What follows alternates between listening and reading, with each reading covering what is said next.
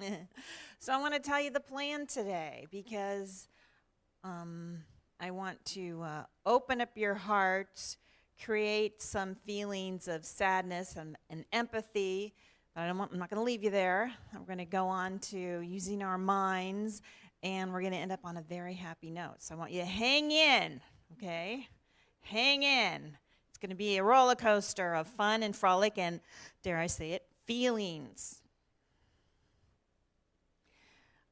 A lot of Unity ministers have been talking on Facebook. We have a Facebook page for Unity ministers can talk to each other.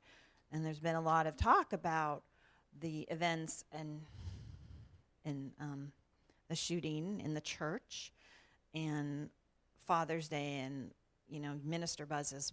The most important minister buzz is, what are you going to talk about on Sunday? And are you going to talk about Father's Day? Are you going to talk about this? And before the shooting happened, my plan for Sunday was to talk about finding the father in the story of the prodigal son. Finding that father. And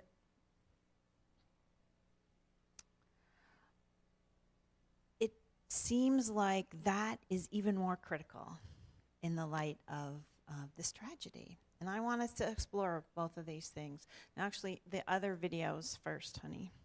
So, okay, but before we start the video, the other one's first video, I just want to go over that little Bible story, the prodigal son, because I know you know it. So, this is a little updated version. There was a man, and he had 2 sons, and he owned this big, great Italian restaurant. And the sons helped out in the restaurant. And then one day, the younger son said, I want to go off. I need to go and explore some food that's just, more exciting. And I want to go off to San Francisco, and I want to have some fun. Can you just give me my part of the restaurant? Give it to me in money, and I'll go. So the father did, and the son left, and he squandered all the money. Late nights in North Beach, I don't know. He was reduced to getting a job in a fast food place. And all of a sudden, he's sitting here in this fast food place. And it was such a harsh fast food place, he didn't even want to eat the food. But you weren't supposed to eat any of the food. So he's starving, and he's thinking, what am I? He came to himself, and he said, what am I doing here? Even if I was a dishwasher in my dad's restaurant, I would at least get decent food. So I'm going back home, and I'm going to beg forgiveness. And so he did. He goes back home, and he says, Dad. But the dad sees him coming, throws open the door, and runs to greet him halfway down the block. And, son, I'm so happy to see you. And since I am so sorry, I blew it. I sinned against you and against heaven. And the father says, that doesn't matter. You're here. Come on in. We're going to have a celebration. We've got a whole bunch of pizzas ready and some cannoli, and it's just going to be awesome. So everybody's celebrating, and the older son, who of course had stayed around and helped all the time and had some opinions about his brother going off, was ticked off, rightly so. Dad, why are you welcoming Frankie with open arms? When I have been working my fingers to the bone, putting up with all this stuff for years, why are you rewarding him? And the father says, son, everything I have is yours already. You already have all the love. You already have you have everything. This is your restaurant as much as anyone's. But he's gone. Frankie was gone, and now he's back. So that's the story. And it touches all of us because let me tell you, every single person here needs to find that father. And And we need to find that Father, especially in the light of a tragedy like the shooting in the church. I have a video to show you, and it's just plain supposed to bring up some feelings. Now, when I saw it, to me, it brought up feelings of sadness. It opened my heart, and it also, to me, it brought up feelings of oneness and understanding. Roland saw it, and he said it made him just feel sad. So for whatever it brings up in you, maybe it just makes you feel sad or irritated, just hang out with it for a little bit, because we will transmogrify all of that and come to unity wholeness, okay? And I'll explain all about it, but just watch it.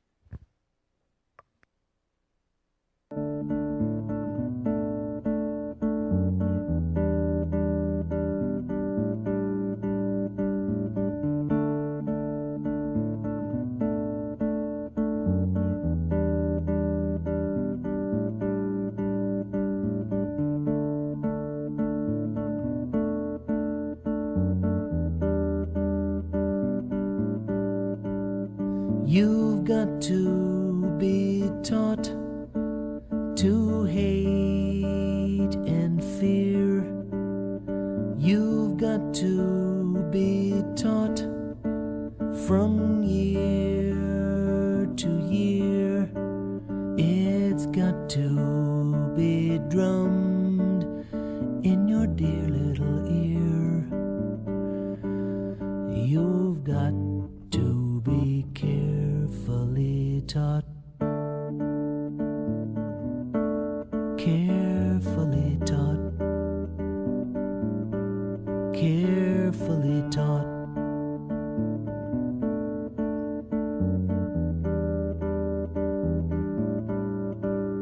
You've got to be taught to be afraid of people whose eyes are oddly made, and people whose skin is a different shade. You've got to be carefully taught. You've got to be taught before it's too late, before you are 6 or 7 or 8, to hate all the people your relatives hate. You've got to be carefully taught. You've got to be carefully taught.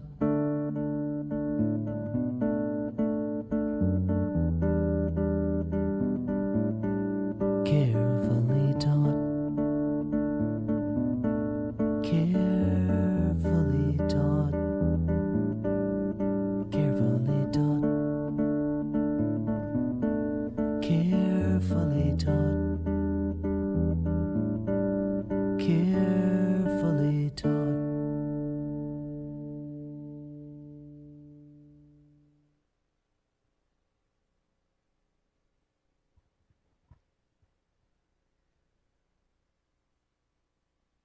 It brings tears to my eyes, and yet I'm also filled with compassion and love for all of us, because each and every one of us got some of those sticky notes put on us. We experienced some, the slings and arrows of life, that happened to us. But the reason I could look at that and actually end with the love on the forehead is because it gives me compassion and understanding for all of us, for all of us in our journey, and that we are amazingly resilient. And the more we actually have understanding and compassion for all of us on our journey and what happened to us, the more of us that we can understand how somebody could make horrible, awful choices. I'm not making excuses. I'm just saying the compassion that you can find in your heart for all of us, the more whole we become in the face of these terrible things that happen in our world today, and senseless ridiculousness that we must address. It's our job to address.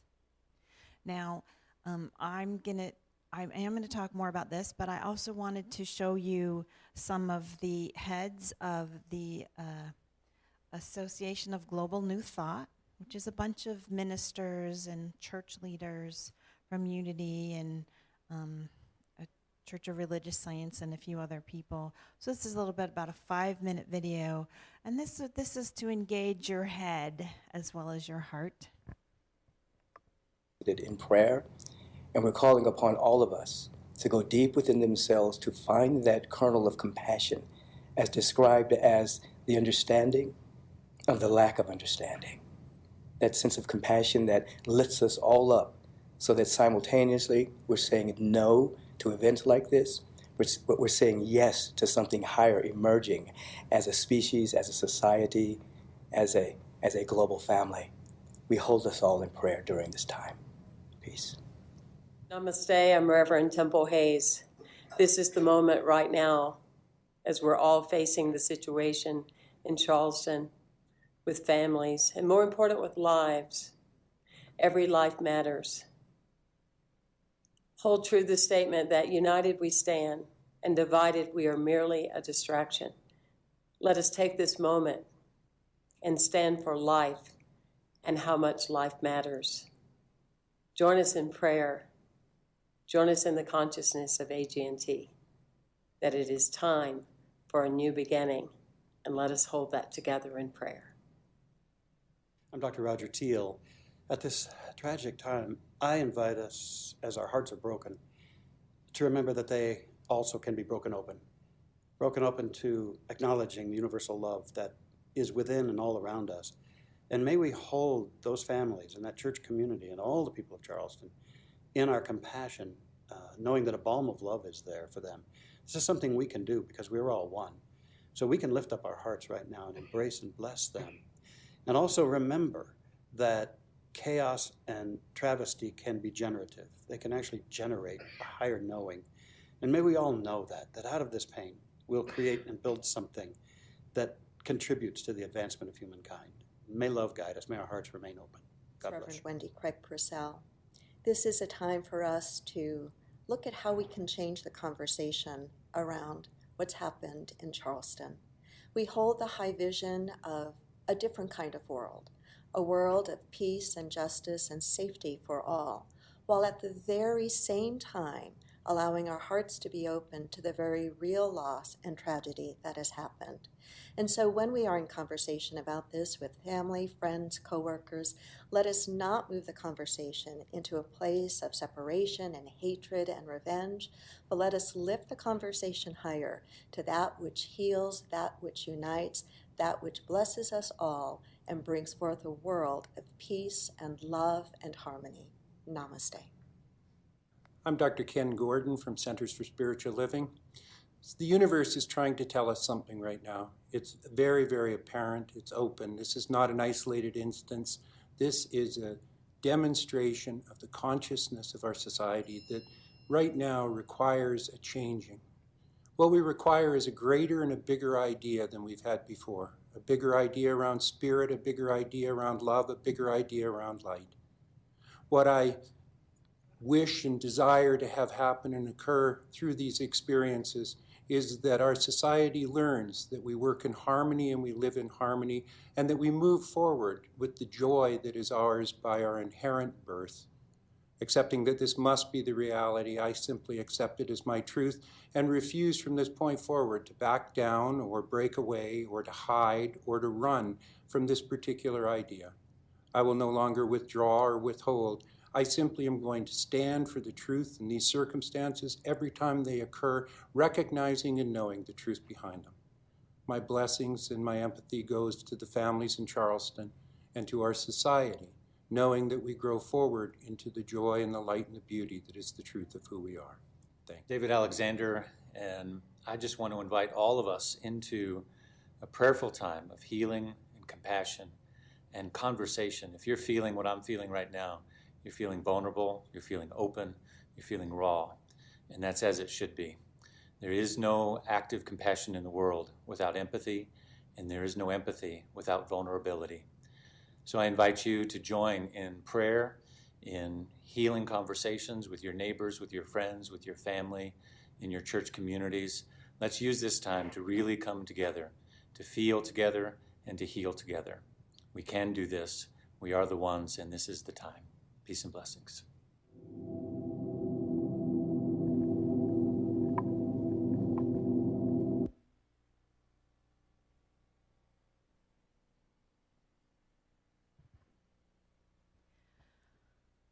So I'm left with going back to finding the Father in the story of the prodigal son.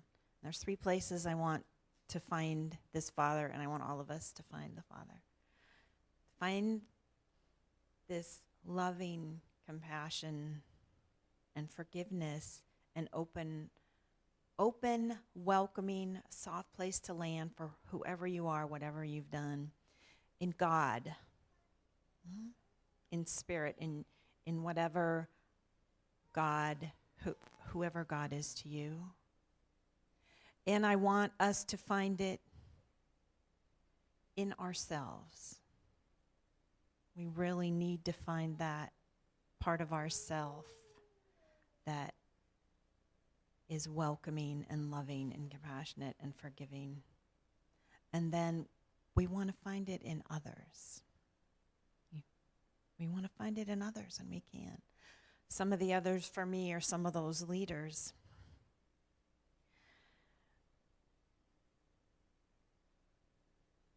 The first time I found that actual Father in God was really when I was an adult. I'd already, and I found it by participating in a workshop. It was a workshop where you were exploring what you thought about God. And I won't go into the details except that all of a sudden that day, it was a Sunday in the workshop. It was one of those personal growth workshops in the 80s. I discovered that I had an idea of God that was keeping me from the immensity of what Spirit really was. You know, many of us have had this kind of experience, you know, what I grew up, you know, the thoughts we grew up with. I had an amazing recognition that my idea of God wasn't true. It was just a small piece of what the immensity of this loving God could be. And I was then able to have a connection. So that happened to me, and I know it happened to a lot of people like that. That's where you find that soft place to land in God. And the next time I feel like I found it in a big way was in doing the Brené Brown work about recognizing shame and becoming resilient to shame. I recognize another piece of that. It was as I recognized the God, and that's when I recognized the God in me. It could be this healing, wonderful presence. And that work is about in recognizing the difference between shame and guilt. Recognizing that shame is when you think you're bad. You're not worried about something you did, even though that might trigger it, but it is the part of you that thinks you are just bad and worthless. And when that shame gets triggered, it is immensely painful, and we do many ridiculous, terrible, and ineffective things. We bury that shame. We project it out. That's one of the reasons it's so easy to make enemies out there, because that shame is so painful. We have to project it out onto other people, and we internalize it and browbeat ourselves. So it's very, very important, critical, and beautiful work to recognize, to find the part of you that is the loving Father. There's many, many paintings of the prodigal son, but the painting I've been looking at is the one of Rembrandt. I sent it around on the email blast, but it's this beautiful picture of the father and the son. The son's right up against the father's chest, just right up there. And that's the image I want all of us to have, the image of open arms here. Open arms. And coming up against this loving being, whoever the loving being is, that you're coming up to these open arms. And that's what I want y'all to think of. And I want you to find and plant that image. It's not just God outside of you, it is you. So everybody visualize yourself standing with those open arms, ready to put your arms around whoever comes up, who needs forgiveness, who needs healing, who needs understanding, who needs to know that they are not the something bad. It's critical. Well, this is even going to be hard for me to talk about. The example I have for finding forgiveness in other people is all over the internet. The videos of some of the people, the families of the victims, who are actually speaking words of forgiveness to the shooter. I don't know if some of you seen those videos. But, and I'm not going to show it. It's almost too much. I want you to go ahead and look it up, or just hear from me that. And here's the thing about that: these people, raw, wounded, were able to say, "I forgive you." And you can't say that unless you have that knowledge that all life is worth it, and that. You can't say that unless you have that kind of love, that spirit love, that you recognize the spirit in you, that you actually allow that part of you to come through and be loving and forgiving.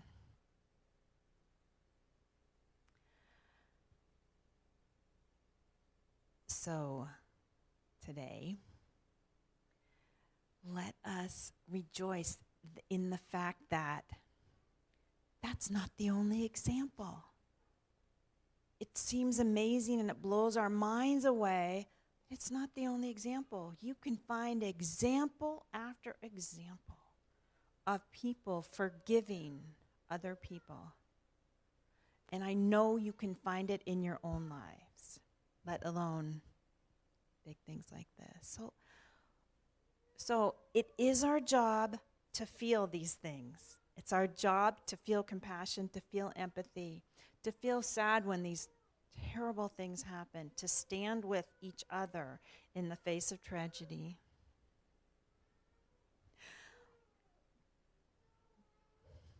It doesn't feel good. And it does feel, it doesn't feel good. It's sad. Here's some advice. If you haven't cried yet, cry about this. Cry about it. Really cry about it. And then feel God's forgiveness whenever you can in you. Whenever you can in you. And know that we are one. And that's why we come here every week. And that's why we celebrate with each other, and we listen to music together, and we listen to talks together, and it's why we do everything. Okay? So let's take an offering for unity.